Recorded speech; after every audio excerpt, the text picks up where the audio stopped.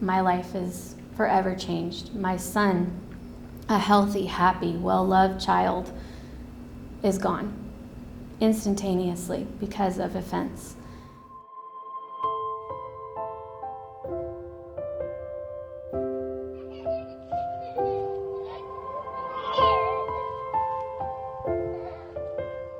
March 22nd, 2018 started like any day. We got to see, it was trash day, so we saw I Stink, and Kade wanted to follow I Stink through the neighborhood, and I told him we had to get to school and to work. That day at school, his teachers had had trouble with nap time, and he wanted to not nap because he had figured out that the office was where you got to go if you weren't napping, and he wanted to see what was happening in the office. But he had entertained his teachers during nap time and given big hugs. He was Kade, lots of love and lots of fun. And we went home and got a snack, and Big Brother got off the school bus, and everything just went like a normal everyday day, except for those 5 minutes. So my husband walked around the side of the house and walked around the corner, and I will never forget the sound of his voice as he came back around as Julie called 911. It's Orson 911, what's your emergency? My son was in the backyard and he was on the step. Oh my gosh. Okay, is he awake? No. Okay, is he breathing? Put your ear to his mouth. Do you feel or hear any breathing? No. Okay. And listen carefully. I'm going to tell you how to do chest compressions. Make sure you have him flat on his back. Okay, let's count together, okay? 1, 2, 3, 4. 1, 2, 3.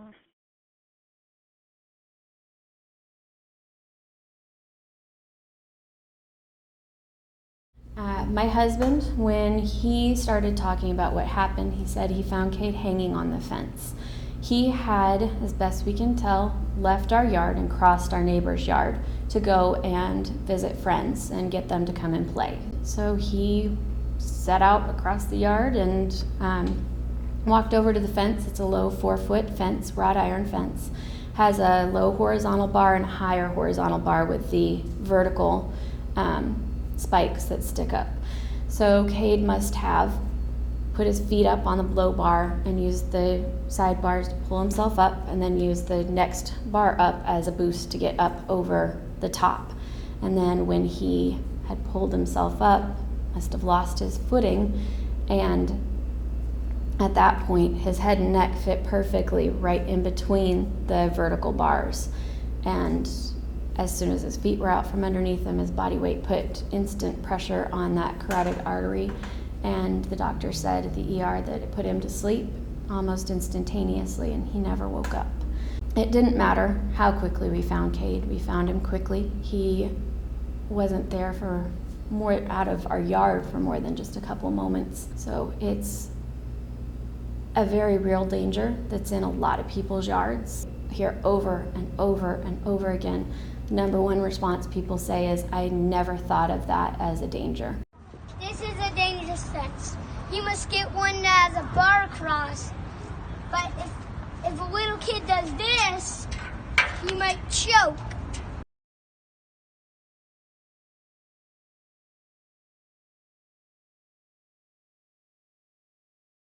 We've been told that the fence companies and fence industry is well aware of the dangers of exposed picket fencing. That fence installer, that fence company, that fence salesman should be telling you, this is a dangerous type of fence. Not only do pets and wildlife die on this type of fencing, but children have died. One thing that we've been asked is, how do I modify my fence? If I already have this style of fence, how expensive is it? What can I do?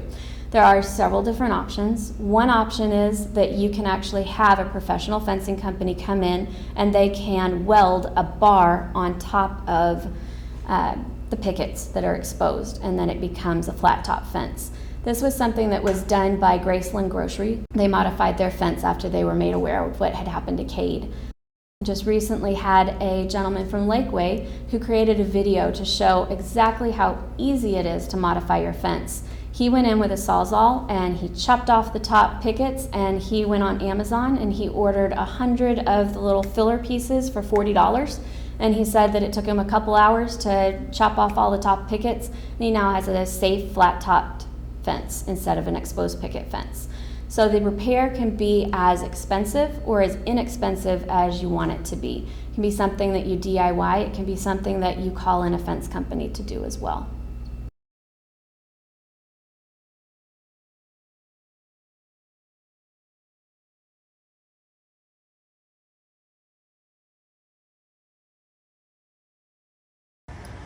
Hi, I'm Rita Cross, a resident of Lakeway, Texas.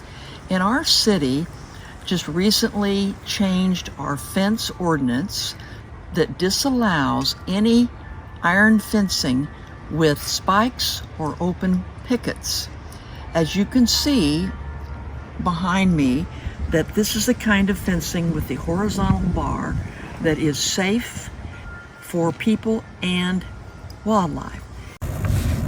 I'm out today making the neighborhood aware of dangerous fences like the one right behind me.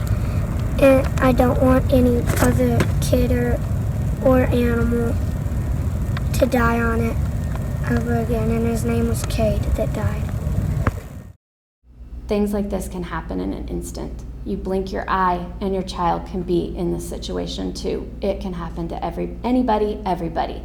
We never thought we'd be sitting here doing this video asking you to be careful with your children, to be mindful, to look for exposed picket fencing, and to make sure that you raise awareness, that you write to your city council member, that you talk to your HOA and you say, hey, I think that this is something we should ban in our neighborhood.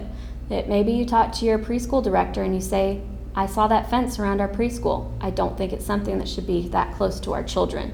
Maybe when you go to a friend's house and it's around a swimming pool, or the HOA put in a swimming pool fence, you ask for them to change it. There's lots of ways to help. We have flyers at www.kadeskrusaders.com. You can print them to help you start the conversation. We've tried to create the flyer as an introduction to that conversation so that they can see what happened in a non-graphic way, an educating way, and then look for more information on our website, and then hopefully act and work for change, amend the fencing, and put safety as a priority. Make sure that you are choosing safety first. Yes, it might be an investment. You might have to put some money into modifying that fence, but the safety of your children, the safety of your neighborhood, the safety of the next generation is worth it.